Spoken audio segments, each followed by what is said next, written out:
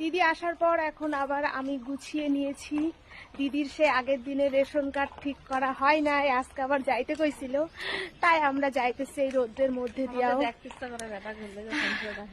জ্বালা কত, সেই এক সপ্তাহ পর এখন আবার যেতে বলেছে আজকে, সেই জন্য দিদি এখন অত দূর থেকে আসতে হলো, সেই জন্য আমরা যাচ্ছি। কি করার আছে। হ্যাঁ, দিদির শরীরও খারাপের জন্য যে একটু রোগা রোগা লাগছে দিদিকে, কিন্তু হট হট লাগছে, তাই না?